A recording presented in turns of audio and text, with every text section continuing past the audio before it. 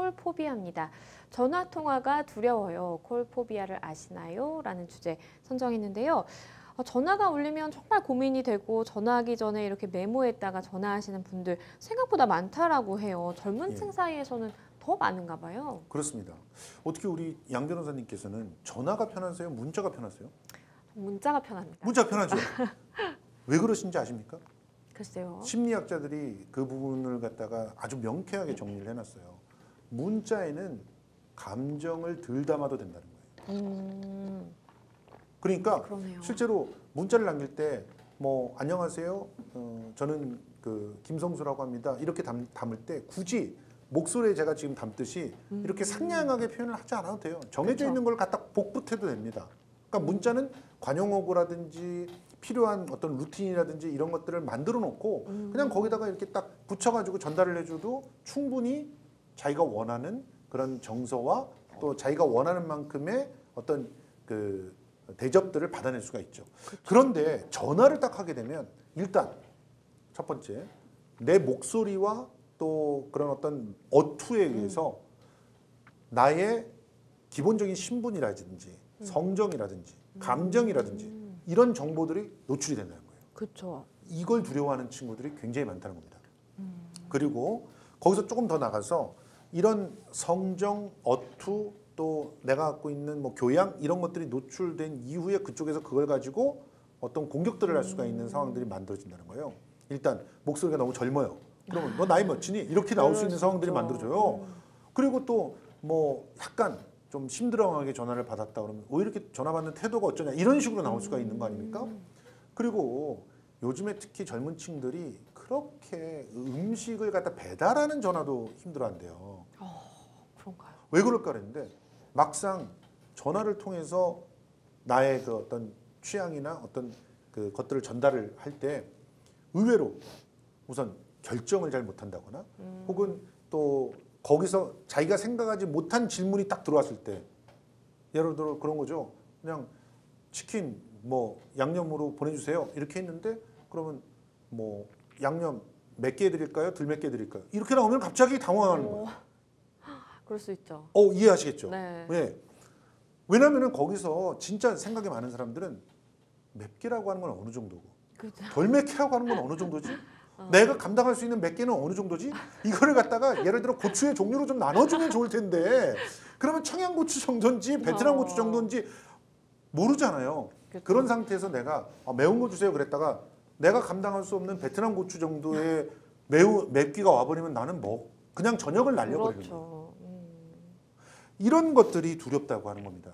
그래서 결과적으로 이 그 비대면을 더 중시하고 그 특히 이 전화를 통해서 서로가 소통하는 것을 두려워하는 사람들은 기본적으로 정서나 감정 그리고 소통에 있어서의 어떤 세세한 어떤 그 요구들 나한테 요구되는 그런 요구들 그런 것들을 두려워하는 거예요.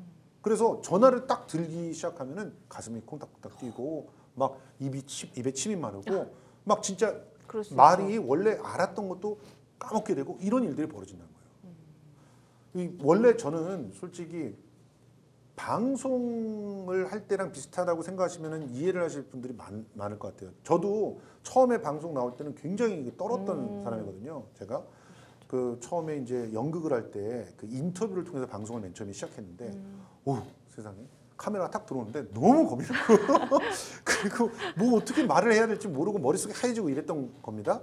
그런 상황이 전화를 할 때 생기는 거예요. 그러면 진짜 일상생활을 하기가 힘들어지고 진짜 공포를 그렇죠. 느끼게 되는 거라서 이런 부분들을 여러분들이 이해하시면서 또 그런 것 공포를 느끼는 사람들을 배려를 하는 그런 상황이 돼야 되지 않을까 하는 생각들이 들었습니다. 사실 생각보다 많은 분들이 콜포비아 겪고 계시다고 하는데요. 그런데 이거랑도 좀 관련이 있다고 하네요. 식당이나 호텔 등에 예약을 해놓고 노쇼하는 거죠. 취소 연락을 따로 하지 않고 그냥 안 가버리는 거. 그래서 업체는 사실은 굉장히 큰 피해를 볼 수밖에 없는데 이런 노쇼가 증가하는 이유가 콜포비아랑도 관련이 있다라는 얘기가 있네요. 그러니까 이거는 솔직히 그냥 언뜻 듣기엔 되게 억지 같아 보이잖아요. 아니 노쇼가 많아지는 게 콜포비아랑 무슨 상관이야? 근데 다시 한번 말씀드리면 콜포비아라고 하는 이런 현상을 성인 2명 중 1명이 겪고 있어요. 그런데 이 사람들은 애초에 예약을 했다가 취소하는 것 자체를 이제 그것 자체도 굉장히 두려운 그런 상황이잖아요. 내가 예약을 했어. 취소를 해야 돼. 뭔가 내 잘못이잖아요. 미안하면서. 미안하죠. 그쵸. 감정을 드러내야 되죠.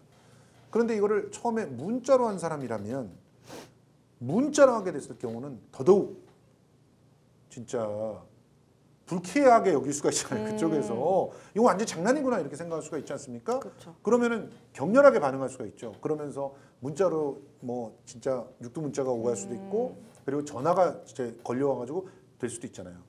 그러니까 아예 연락을 끊어버린다는 거죠.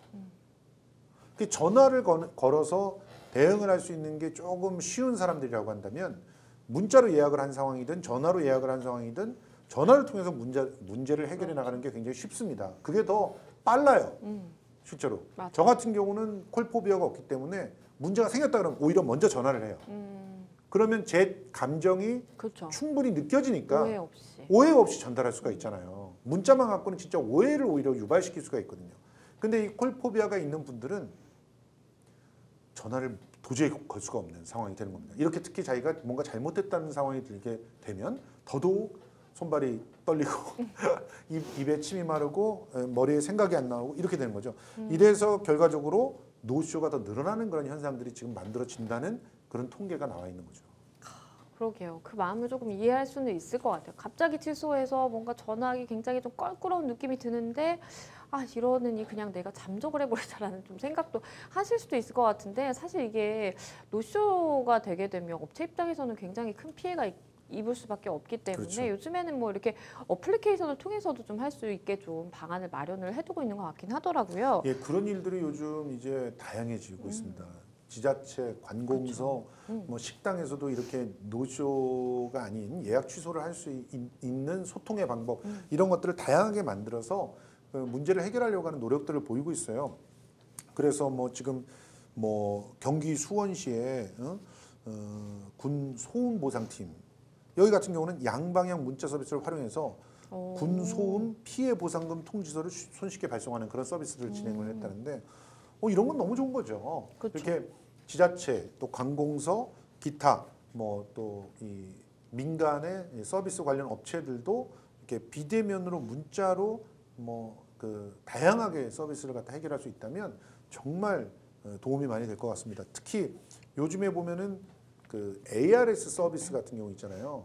그것도 사실은 이렇게 비대면으로 전환되고 있어요. 그러니까 전화를 해가지고 옛날에는 전부 다 전화로 말로 이렇게 그 하게 됐잖아요. 그러면서 그 서로가 감정이 섞인 말들이 오고 갈 때 듣는 상담원도 불편해지고 말하는 사람도 불편해지는 그런 일들이 자주 있었고 그것 때문에 이제 법도 바뀌어가지고 다 녹음이 되면서 거기에 대한 책임을 지게까지 했잖아요. 이제는 아예 전화를 딱 하게 되면 이 문자나 그러죠. 홈페이지로 연결될 수 있는 그 서비스로 올라가게끔 하는 거죠. 그렇게 되면 근데 그거 진짜 좋아하시는 분들 많더라고요.